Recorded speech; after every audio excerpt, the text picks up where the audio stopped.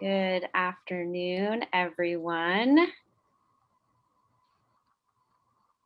Welcome to today's third and final webinar in our Managing California Groundwater series. Excited to see some familiar names here with us today. My name is Emily Finnegan, and I am a water project manager at the Local Government Commission. For those of you who don't know, LGC is a statewide nonprofit who've been supporting local governments for just over 40 years to implement integrated sustainable development solutions across water, climate, community design, and energy.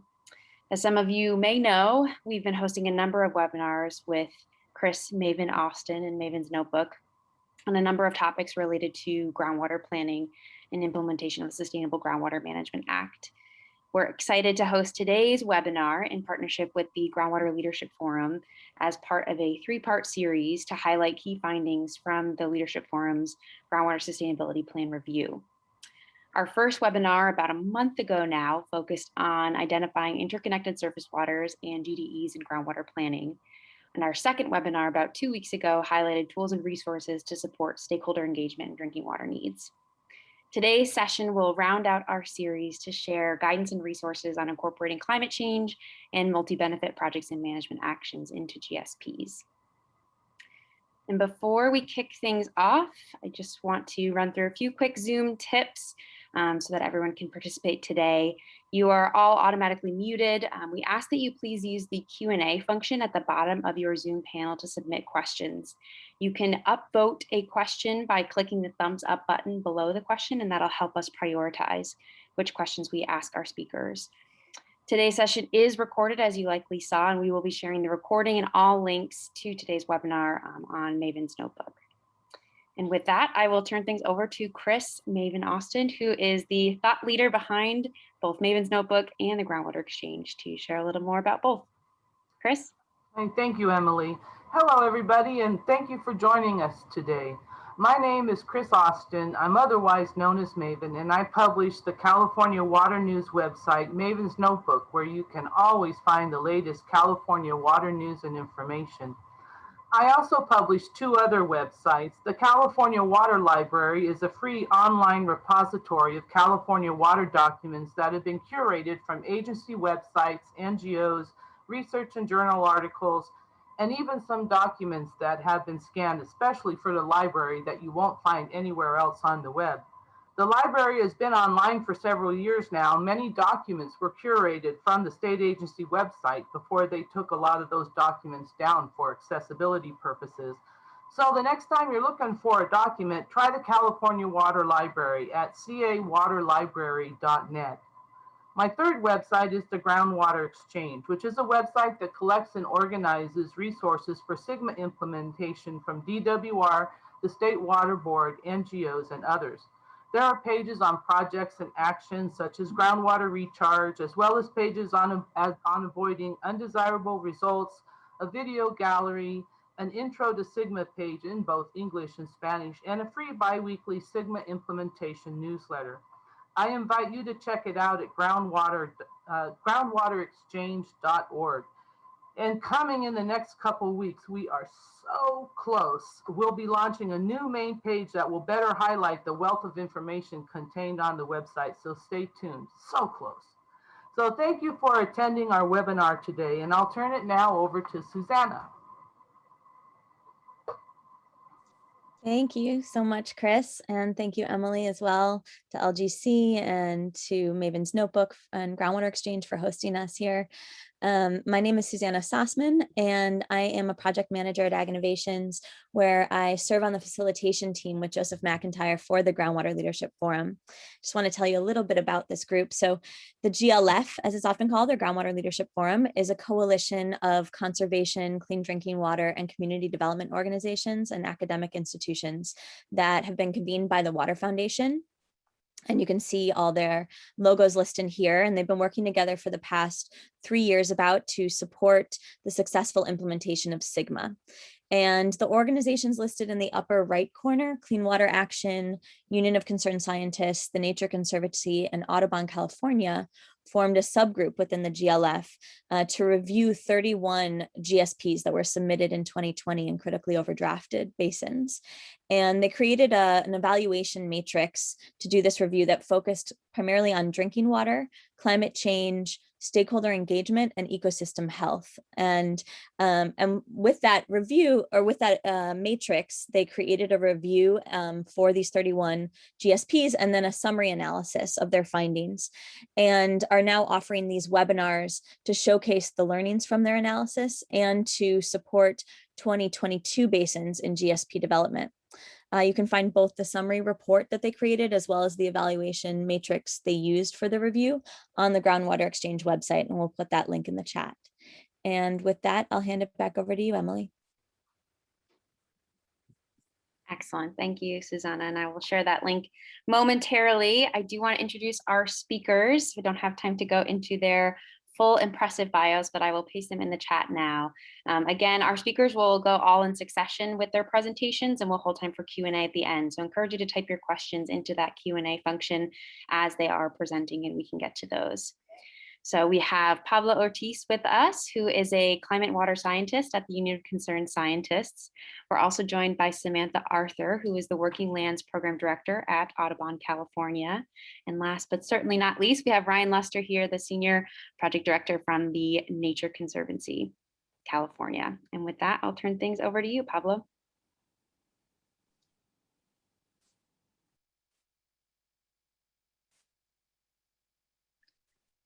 Great. Can you see my screen? Yes, excellent. We can.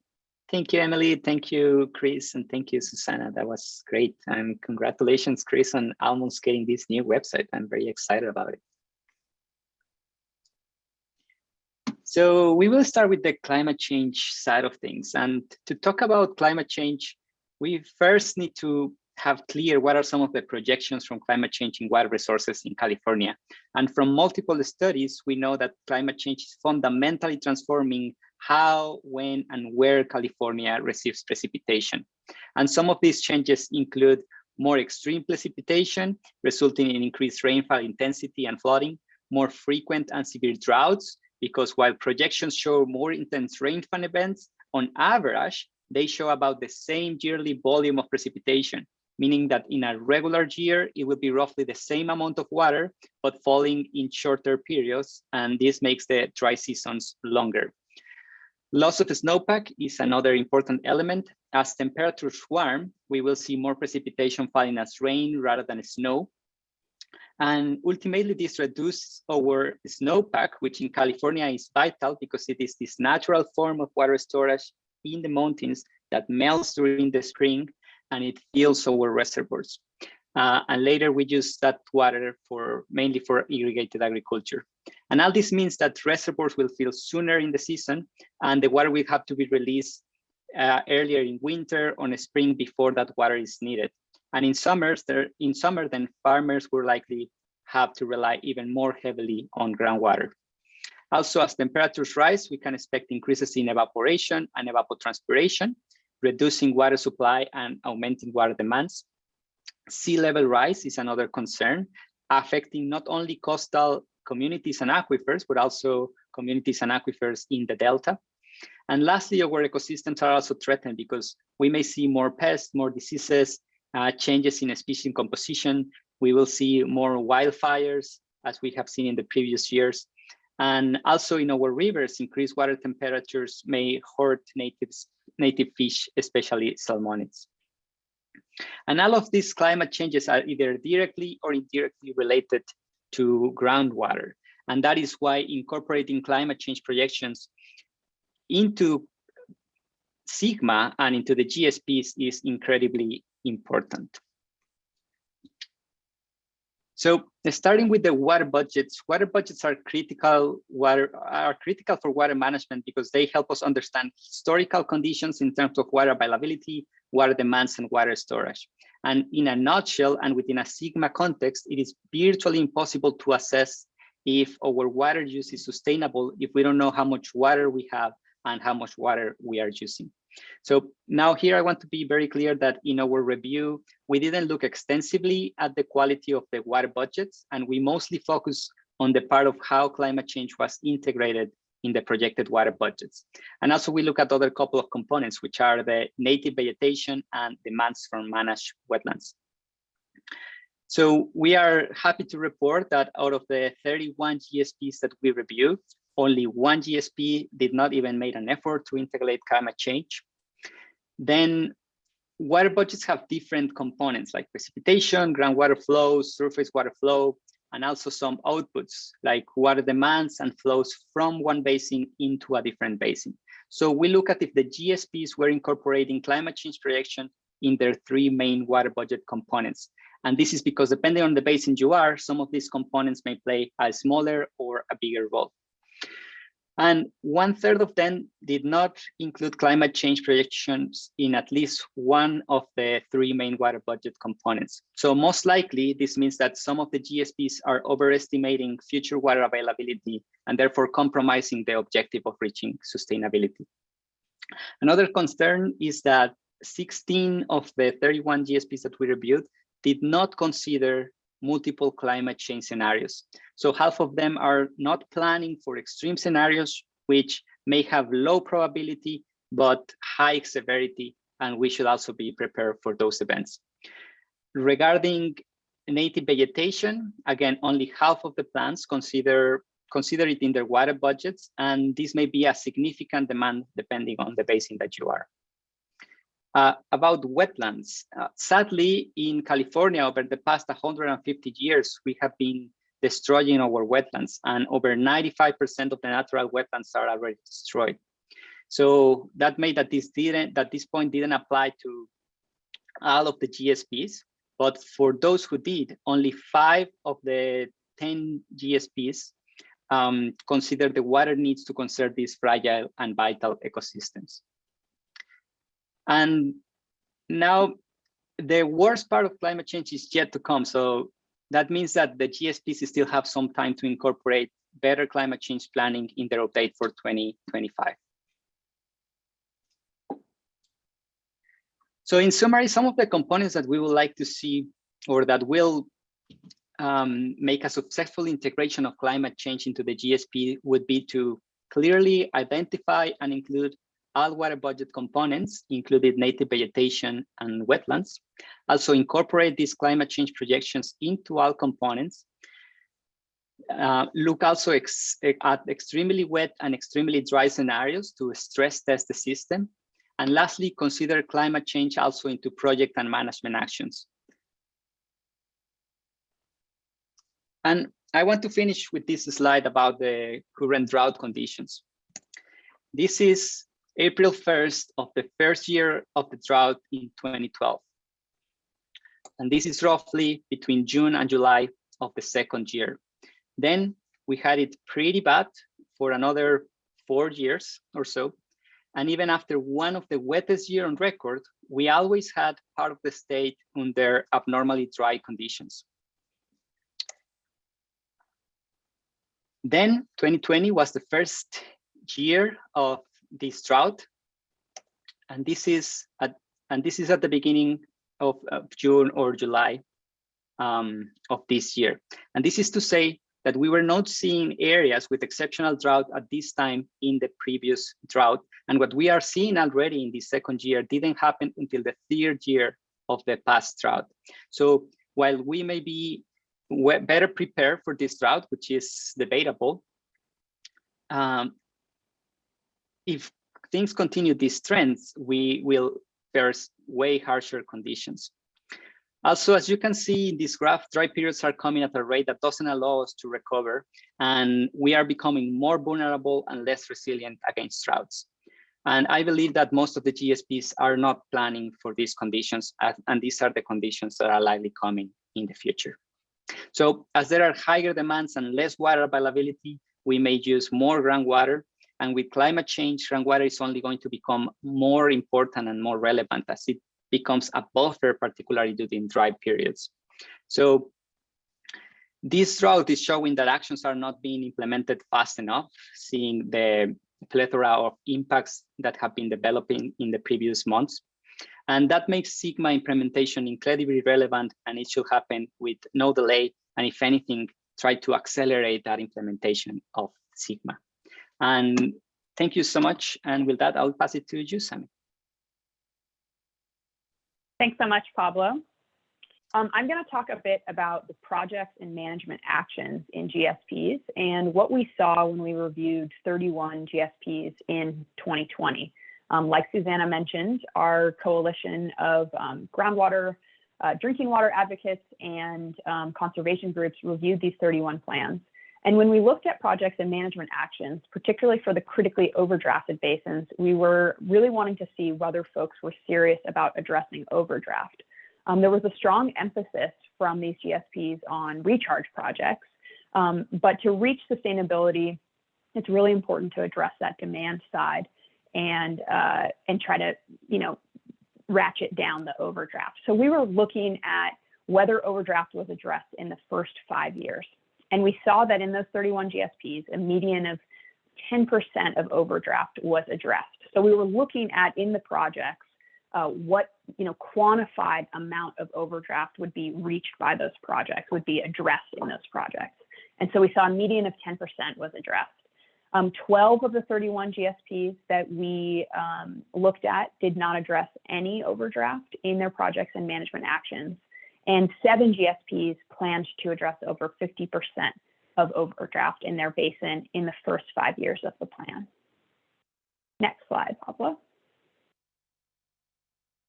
So we asked also a series of questions about the projects and management actions in GSPs. So when we looked at whether overdraft was addressed in the first 5 years, we used a benchmark of 25%. So thinking about Sigma being a 20-year process, we thought it was important for folks to be addressing about 25% of the overdraft in the first 5 years of the plan. And we saw that less than half of GSPs were doing that. So raises some concerns there, because projects and management actions are really, where the rubber meets the road in terms of reaching sustainability and getting towards that point over the 20-year time period. So by 2040 or 2042. We also looked at whether the projects and management actions described in plans included an implementation schedule and a funding plan for those. Now, I want to be clear that we didn't actually assess the viability of these projects and management actions, but we were looking at what was presented in the plan.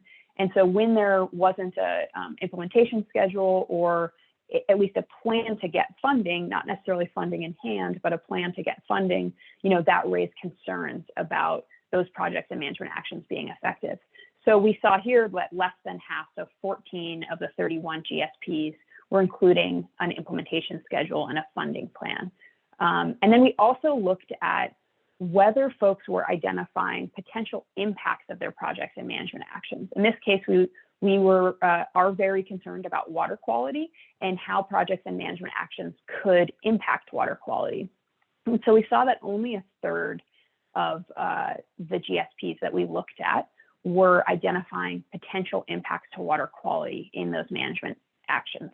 And that, is broadly, it's important that folks, when they're looking at their projects and management actions, are also looking at the potential impacts, not just the benefits of those, and how to mitigate those impacts. We did get an interesting question in a previous workshop about, folks in the 2022 basins who maybe aren't having to, don't have as much overdraft, or aren't having to aggressively address that overdraft the way the critically overdrafted basins might from 2020. And so I think I want to highlight there that it's important to think about proactive preventative measures. So what are projects and management actions that also can address the demand side and prevent severe overdraft in the future? And that overlay of climate change is really important, because we know we have, lessening supplies. Next slide, Pablo. So I'm going to talk a little bit about our recommendations for projects and management actions in GSPs. Next slide. So our groups are really interested in, we advocate for, and our stakeholder groups for disadvantaged communities, drinking water, the environment, and we're looking at climate change in GSPs. So from that, lens, when we look at projects and management actions, I think the key thing that we want to emphasize is that robust and ongoing stakeholder engagement is really important. We really saw this in the GSPs as kind of foundational. When a GSP didn't have authentic and robust stakeholder engagement, you could really see that rippling throughout the plan, and these more vulnerable beneficial users not showing up throughout the GSP. So that's important too for the projects and management actions. And we really emphasize ongoing. We looked at in folks' communication plans, did they have a plan to continue the stakeholder engagement? Because it's really not just about developing the document, but also about developing these projects and actually implementing Sigma over 20 years. We also recommend that folks analyze the effects or impacts of projects and management actions on beneficial users of groundwater, of course, with an emphasis on disadvantaged communities and the environment. And when there's unknowns about what those effects or impacts may be, to monitor them and have a system of triggers to be able to figure out, how is this project and management action impacting beneficial users? And then I'll reemphasize what Pablo said about the importance of integrating climate change, and particularly including extreme scenarios into the project and management action planning. And then, of course, to address overdraft, or in some cases to be proactive and preventative to prevent overdraft, and look at that demand side as supplies change. So I'll pass it now to Ryan to talk in more detail about how to develop multi-benefit projects and management actions. Thanks, Sammy. Everyone can hear me okay? Great. So good afternoon, everyone, and thank you all for taking time to listen to our presentations today. It's great to see a really nice turnout this lunchtime webinar. I'm Ryan Luster, and I'll be presenting the Nature Conservancy's work on multi-benefit groundwater recharge in the Central Valley. I'll share with you some of the groundwater management activities we're implementing in the Central Valley, focused on making sure there is enough habitat where and when migratory birds need it, while simultaneously increasing groundwater supplies for both people and nature.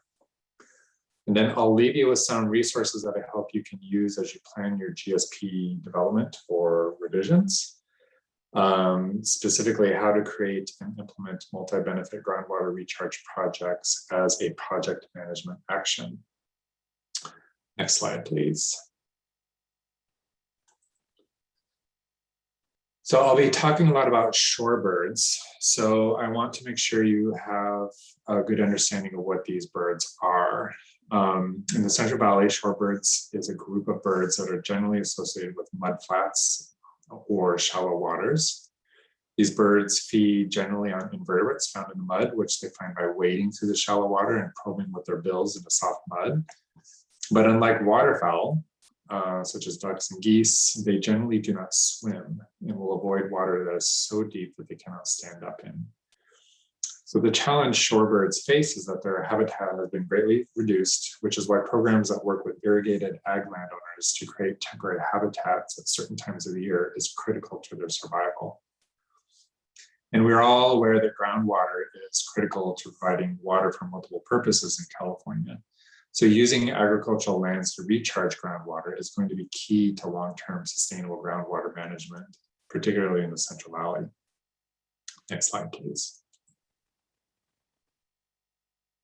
To address these two challenges of lack of habitat and diminishing groundwater supplies, TNC developed a partnership with the Colusa Groundwater Authority in 2019 and received funding from the Department of Water Resources Sustainable Groundwater Management Program.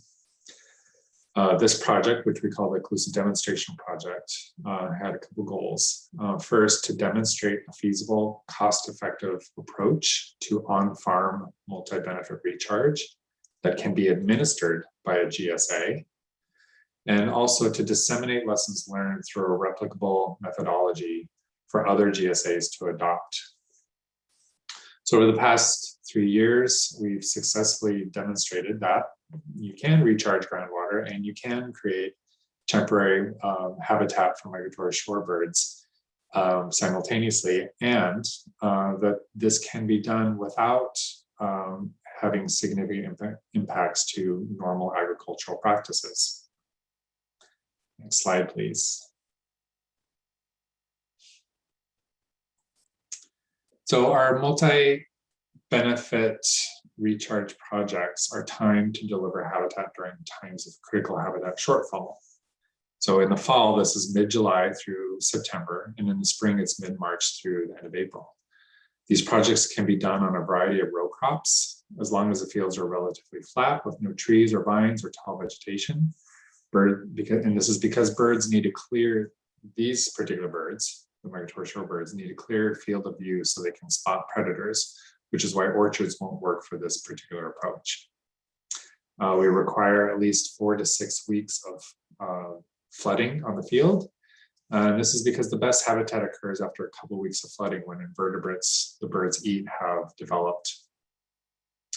Water depths typically are kept no more than 4 inches deep. And again, this is critical so that shorebirds can easily walk around and forage in the mud for the invertebrates that they feed on.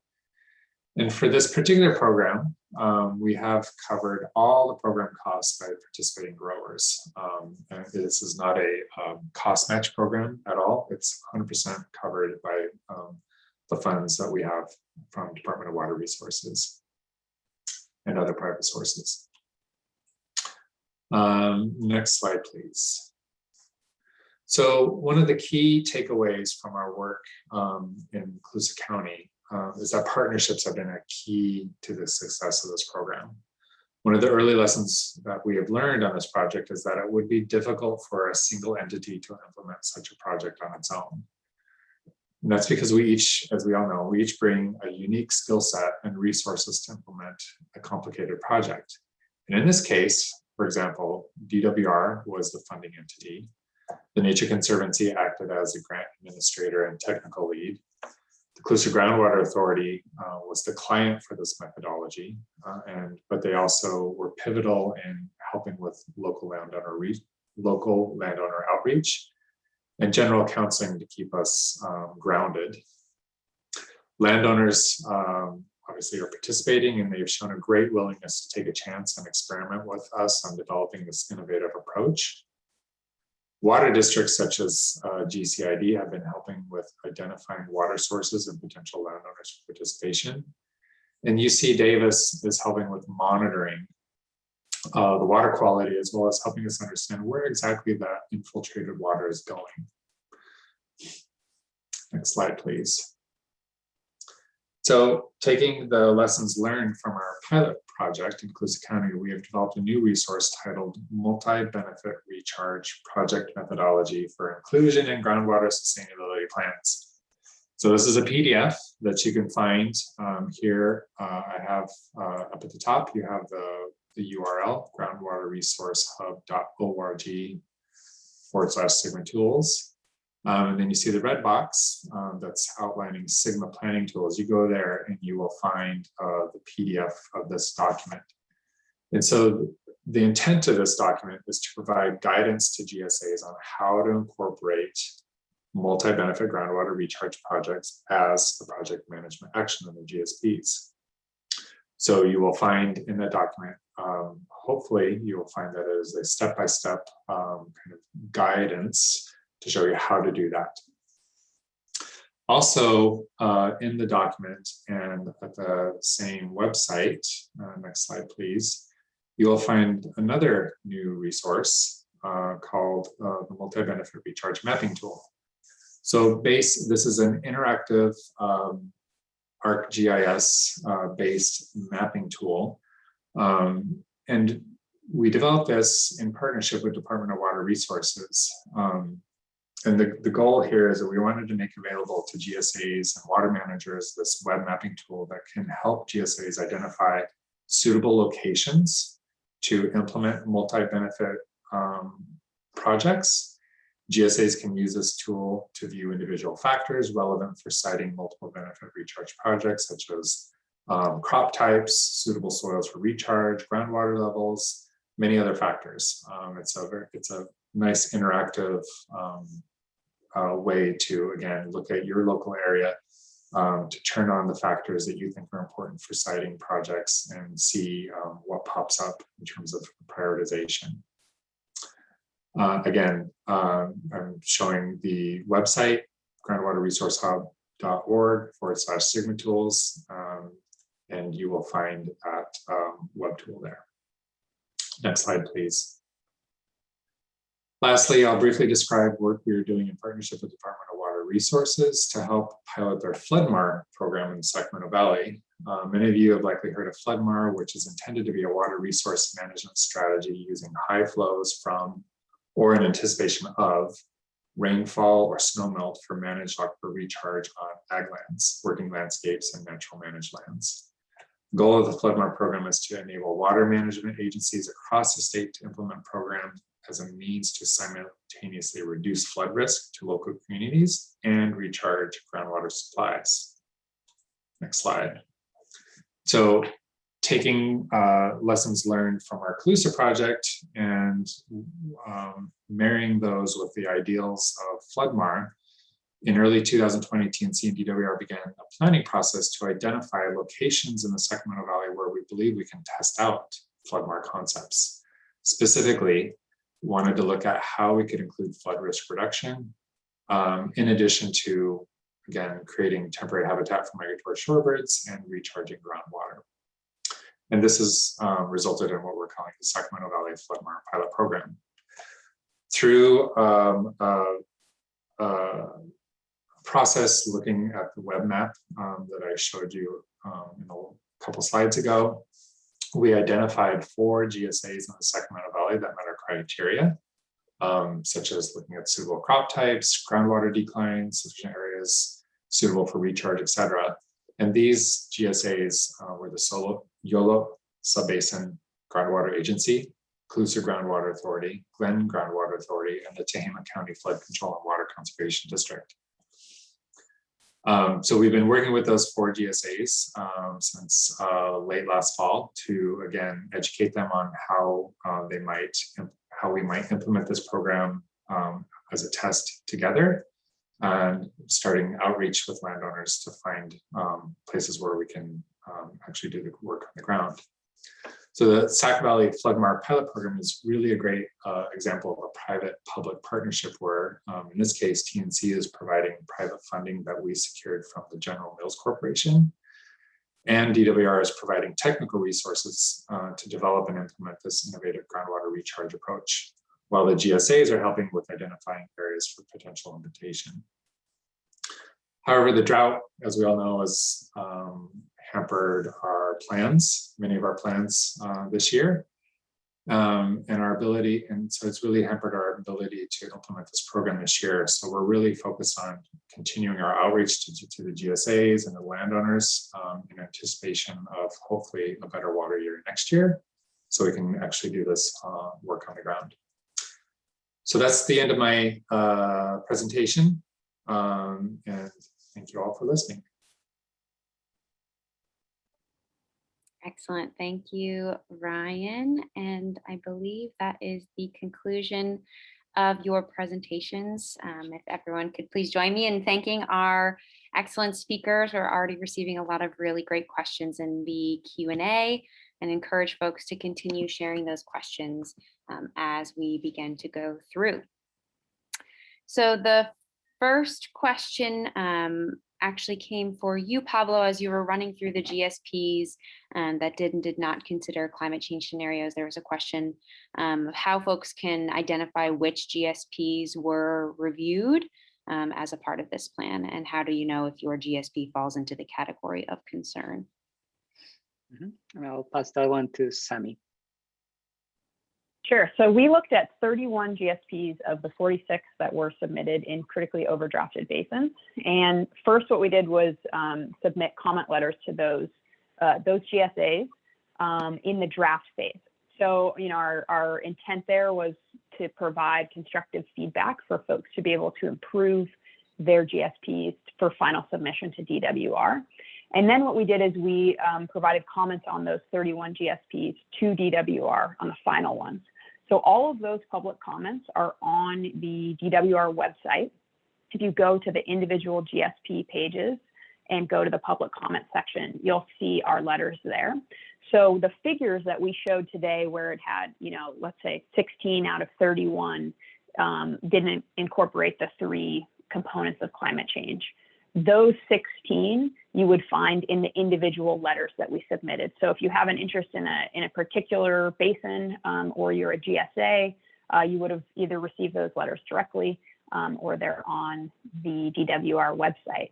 And then I think was there a question there to you, Emily, about Santa Clara as well? And I'll just say in that, I just double checked the map here, and that wasn't in the critically overdrafted group, but it is a 2022 basin, meaning it's still a high and medium priority. So meaning the plan is due in January 2022. And just to speak to that, we are planning to pretty much replicate what we did and look at the 2022 GSPs. So that full set of GSPs that are being developed right now, the drafts are being released now or in the fall. Our coalition is going to be providing comments directly to the GSAs on the drafts for feedback to improve the GSPs, and then we'll be providing comments again to DWR on the final GSPs. And I'll just say, briefly, one thing that we did see was there was a challenge for folks in terms of timing. And of course, this is a huge undertaking, so that makes sense. But there really wasn't enough time for some of the groups to incorporate comments between their draft and between their final. So that's just, I'll put a plug in for really planning out a good amount of time to be able to respond to and incorporate comments that you get from stakeholders.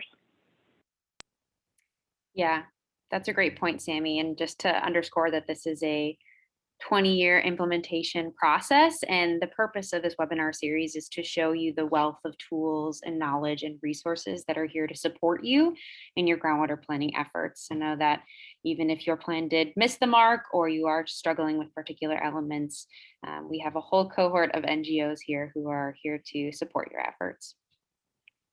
Our next question comes from Judy Talbot, who writes, past and current climate change projections may already be understating, I think that's supposed to be understating weather extremes. How can GSAs get a realistic sense for what might be in the future? Yes, thank you, Judy. And I think this is a good question.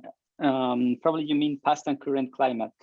And the idea is that climate is changing, right? So the past measures that we have or the past data doesn't necessarily shows what is coming in the future, and that's a part of climate change. And for example, just in the past month in June, over 1,000 temperature gauges broke records in just in the Western United States. So basically, many of that data that is from past or current is not what we are having in the future. And that's why it's so important to incorporate these new climate extremes, because you're right, in some senses, some of the past extreme events will capture some of the future events, but definitely not all as we have been seeing in the past years. And the last one, how the part of how can GSA realistically integrate some of these climate projections, right? So there is data from DWR that they provide. They provide the central tendency scenario, which are projections to climate change in 2030 and 2070. But they also provide for 2070 the extremely wet and extremely dry scenarios. And this is basically to get at this range of uncertainty. And so the data is there, and then what we are asking for, or that we are not even asking for, what we are recommending is that the GSPs include also these extreme events. Yeah, it's a great question. And connected to that question, we have our next one up from an anonymous attendee who shares that multi-benefit recharge projects make all kinds of sense. And it's great to see a lot of these projects getting started. How do we as GSAs incorporate climate change into the planning and design of these projects? And are there ways you recommend to reduce the likelihood of either oversizing or undersizing projects overestimating, underestimating available water, etc. I'm curious how your organizations are thinking through these changes and uncertainties in recharge planning. Ryan, would you like to start with that one?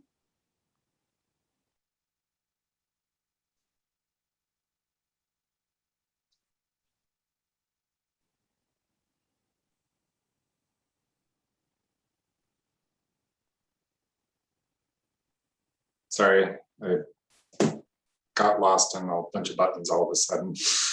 I'm back. Yes, so we, you know, I guess the way we're going about this is kind of, as I said, is we're just trying to provide these resources to the GSAs. And, you know, we've done multiple presentations and sent out, you know, the information in terms of how to access this information multiple times over the last couple months. So hopefully we've done a good job getting the word out so that people can see these resources and that they are user friendly. But to be honest, we're kind of taking a little bit of a passive approach in terms of seeing how people are going to be using the information. So we'll be checking in you know, early 2022 to see you know, if GSAs are referencing the information and they're, you know, putting projects together based on what we've recommended and how we've recommended doing it.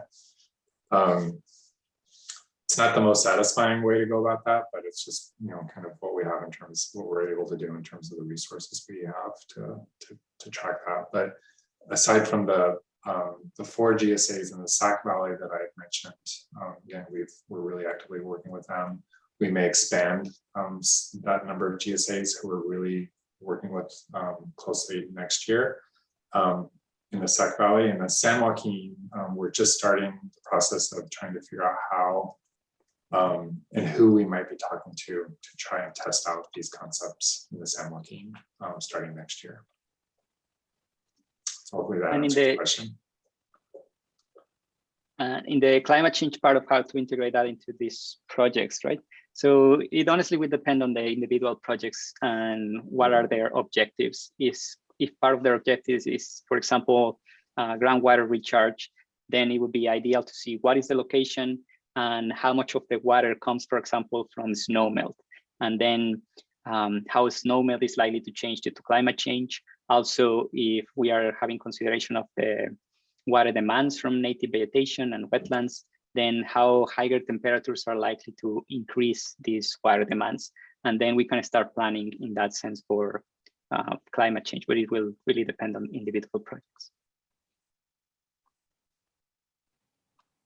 Thanks, Pablo. And I do just want to make a quick plug. We recently hosted a webinar with the Integrated Regional Water Management Roundtable of Regions on coordinating recharge across IRWM and SGMA. And we can share the link there, but it's a great resource. We had a few other folks from Sustainable Conservation and others talk about coordinated recharge project development. So we'll share the resources in the chat for that as well. Our next question comes from Shirley Johnson. Does the Groundwater Multi-Benefit Recharge Management Tool have interactive cover areas outside of the Central Valley? It depends on the data layer. So we have many, there's around 10 different data layers in that web mapping tool, and not all of them are statewide. So you just have to look to see which ones are covering which parts of the state. We try to make it as statewide as possible, but again, not all data layers are statewide.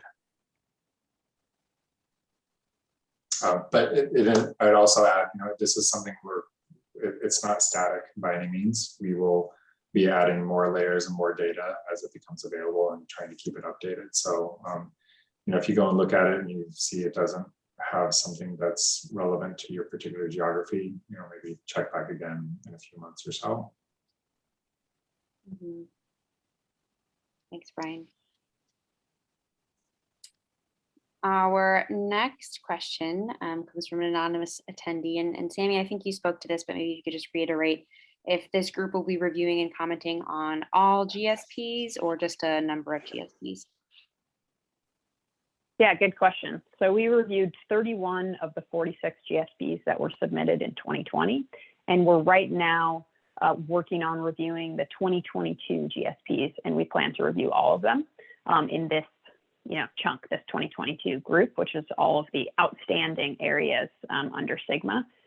Those folks are developing their draft plans right now. So we are tracking the timing of those and providing comment letters on the drafts directly to GSAs this summer and fall to try to provide constructive feedback to improve the plans before submission to DWR. And then once those final plans are submitted to DWR in January 2022, we will be reviewing all of those as well and providing comments to DWR. And that's all on the SGMA portal is where those public comments all get posted. And I saw that link was shared earlier in the chat. Great, thanks, Sammy. Our next question comes from Stephen Farrell, who's asking about this Groundwater Leadership Forum subgroup that was introduced at the beginning. Stephen's wondering if there's broader buy-in on the GSP reviews from other members of the Leadership Forum or other members of the NGO community. I can take that one. I think I'm reading that as referring to other members of the Leadership Forum. So our subgroup is Audubon, California, the Nature Conservancy, Union of Concerned Scientists, and Clean Water Action. And we had a number of other folks that would join on and certain letters that were relevant to the geographies they were working in. And so we were the group that was really working through GSP reviews. But we did put together a comprehensive summary of what we found across those reviews. And I believe that was shared in the chat earlier. And that summary analysis had 11 organizations sign on to it.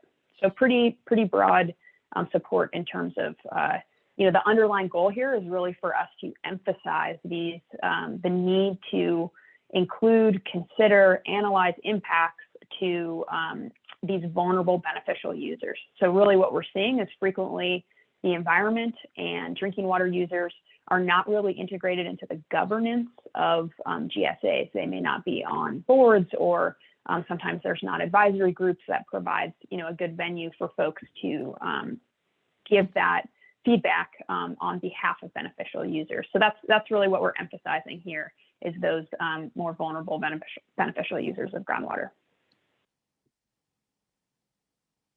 Great, thanks, Amy. Our next question comes from Angelina Cook, who would love to just hear a little more about proactive preventative measures for plan implementation. She's wondering if there are incentives available for practical solutions, such as reducing irrigated acreage and replacing water-intensive agriculture with drought-tolerant crop options under SGMA. It's really looking at demand management. Mm-hmm. Yeah, I think, you go ahead, Pablo, that'd be great. Yeah, so part of it is integrating climate change, no? And this is just because we may be planning for something that is not going to be there anymore.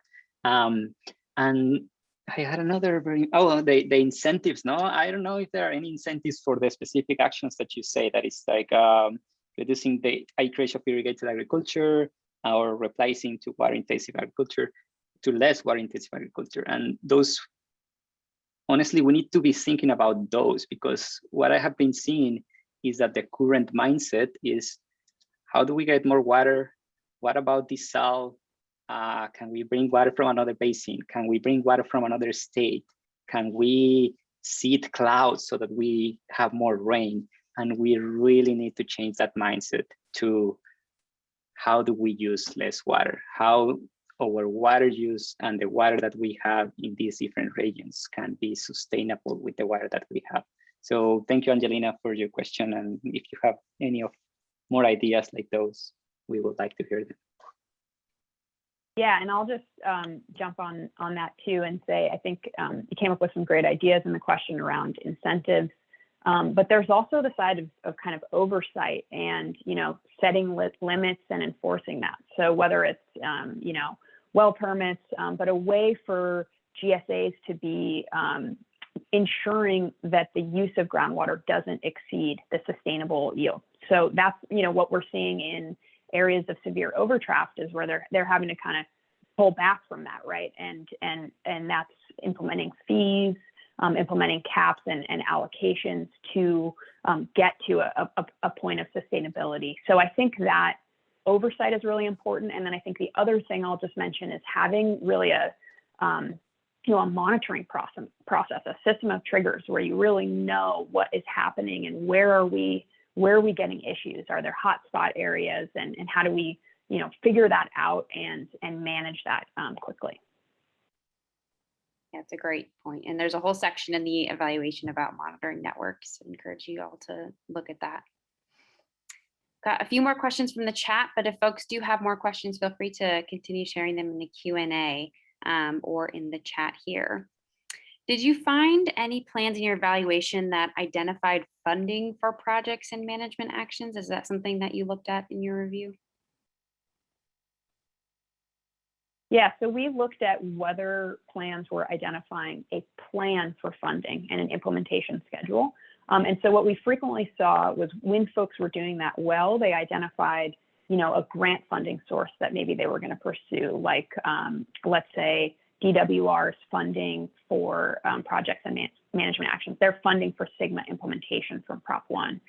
So that was sometimes identified as we're going to pursue funding in order to, pursue grant funding in order to allow this project to go forward. We also saw some folks looking at fees, looking at the implementation of fees to collect funding to both support the development of the GSP, but the actual implementation to get to sustainability. But like I mentioned, a lot of folks did not identify these plans, and that was kind of a gap. Yeah, and I think goes back to that time crunch you mentioned before and trying to identify all of that before the 2020 deadline. Our next question comes from an anonymous attendee. If GSAs don't show possible potential new water sources within the GSP, I think that's supposed to say, how is this addressed?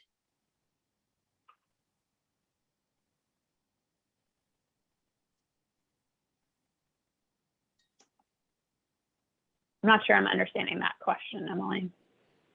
Yeah, I think the question is how, if GSPs are not identifying where new sources of water will be coming from to augment either groundwater recharge or supplies, how is that addressed perhaps by DWR, or is that addressed in your review in terms of where new water sources are coming from, is how I interpret that question. Okay, yeah, I mean, if the questioner wants to add any more detail, please feel free, and we'll look at that again. But I think I'm reading that as, Pablo, what you were speaking to, kind of addressing that, right? If you're looking at kind of living within the means of the water available and understanding how climate change will impact that availability going forward. Mm-hmm. Do you have anything to add to that, Pablo? That's how I'm reading it. Yeah, I'm sorry, I lost my audio for some seconds. I didn't get the question. No problem. Well, Emily, I think we'll wait and see if there's any additional clarification. But I hope we've answered that in terms of looking at addressing the demand side and also the supply side, and really understanding the climate change impacts to supply and how that may be reduced over time. Mm-hmm. Yeah, and encourage that participant to share a little more if you'd like to there. I do also want to add that PPIC released a report looking at the projects and management actions and how many of those were reducing demand versus augmenting supply, which may also speak to this question in terms of how many plans are actually identifying new water sources versus actually reducing demand. Our next question comes from Horacio Mesquita, who says, have you reviewed the GSPs that have already been reviewed by DWR? I believe those are the determinations that he's referring to. And if you did, are you satisfied with the responses from DWR on regards to their reviewed GSPs? Great question.